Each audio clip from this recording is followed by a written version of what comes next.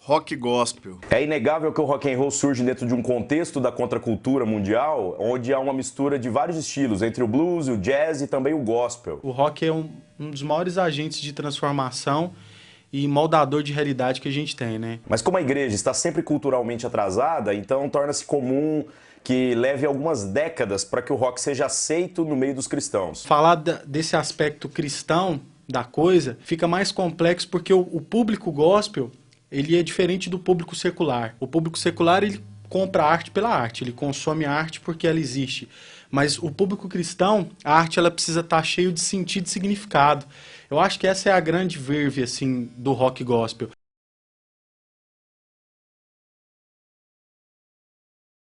Além dele ser bom, ele precisa ter propósito, ele precisa ter Deus.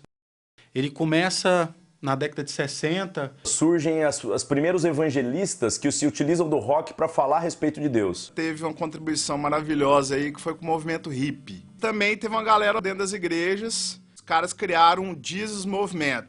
Acho que a primeira banda, isso você digita no Wikipedia e você vai ver lá que o Larry Norman é o cara que começou isso com a banda chamada People e tal. Each day was different and life was a thrill. You knew tomorrow would be better still. But things have changed, you're much older now. If you're unhappy and you don't know how, why don't you look into Jesus? Mega músico, deu start, pode-se dizer que foi um dos pais do rock gospel. John Lennon e Paul McCartney na época disse que se ele não fosse um músico cristão e não tocasse igreja, ele poderia ser um dos melhores músicos que já existiu. Daí, cara, fluiu outras bandas, né? Nessa mesma sequência, rolou muita coisa nessa parada. A morte de Luther King, a revolta da galera contra a guerra do Vietnã. Então isso tudo fermentou uma grande revolução cristã, né? Que deu um avivamento. Com isso, lá nos anos 70, né? Emendando 70, lá nos Estados Unidos, surgiram algumas bandas de rock, né? A primeira foi o Petra.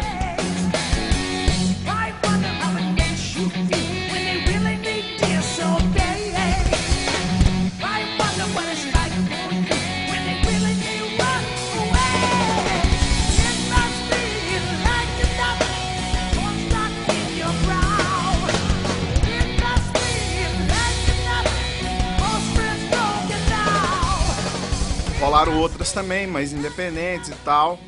Mas nos anos 80 que o bicho pegou. Não apenas a continuidade de bandas que haviam começado anteriormente, como Has Band ou Petra, mas também agora o surgimento de novas bandas que trabalham principalmente dentro da linha do hard rock e do heavy metal e que conseguem ter um alcance também no meio do público não cristão. Bride, Stryper.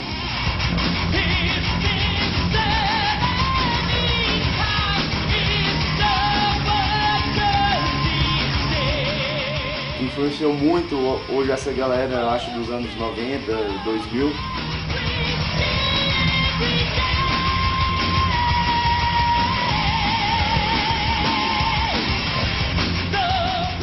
Obviamente, como no Brasil tudo é atrasado, a gente disse que isso era coisa do capeta, que o diabo é o pai do rock, porque a gente preferiu acreditar em Raul Seixas do que acreditar naquilo que estava escrito na Bíblia, no Evangelho de João, no capítulo 1. Todas as coisas foram feitas por intermédio dele, sem ele nada do que foi feito se fez. O rock começou originalmente nos Estados Unidos, o rock gospel. Chegou no Brasil por volta dos anos 70 com a banda Êxodos. E outras bandas sem muita expressão, porque tinha uma dificuldade enorme aqui, Tupiniquim, de gravar alguma coisa. Nos anos 80 tomou um corpo bacana, assim, como bandas como Rebanhão, né? Foi precursor pra caramba, Catedral, Oficina G3, Fruto Sagrado, Resgate. E as outras bandas que surgiram depois foram bem características dessas bandas. Seus braços abertos ignoram minha gratidão.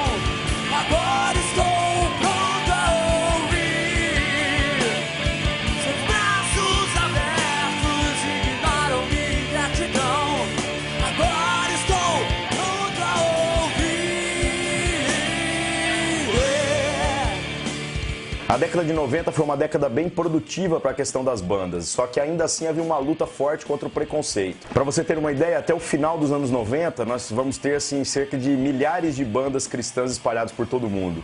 Os artistas cristãos, eles primeiro quebraram o paradigma do ritmo, na década de 80. Depois, agora na década de 90 e um pouco agora que a gente está vivendo, a partir do ano 2000, a gente está quebrando o paradigma das letras. Hoje, se você pegar uma banda gospel, dificilmente você vai captar se ela é cristã ou não. Eu acho isso um avanço incrível, porque arte, ela não precisa ser rotulada de nada. Surgem diversas bandas que não querem mais ser rotuladas como banda cristãs. Elas falam que trabalham com uma ótica cristã, mas que querem tocar principalmente no meio do público secular. Aliás, essa separação entre o santo e o profano é algo bem idiota, né? Isso é resquício ainda da Idade Média, quando foi criado esse conceito de música cristã. Até então não havia essa separação.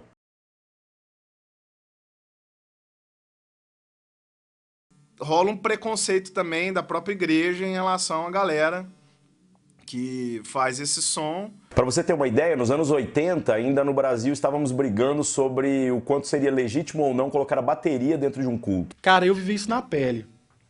É muito complicado para você que levanta uma bandeira ideológica, que é o caso do cristão. Ele prega Deus, prega Cristo, prega o Evangelho.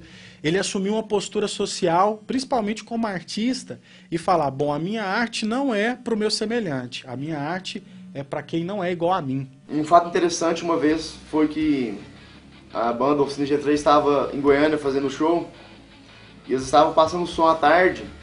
Pedi pro cara da mesa lá de som que estava testando o som, pôr o CD da minha banda, para ele passar o som com o som da minha banda. Tinha um produtor lá que eu nem sabia que ele era o produtor, e ele escutou o som da minha banda e perguntou com quantas pessoas a gente viajava, qual era o cachê da banda.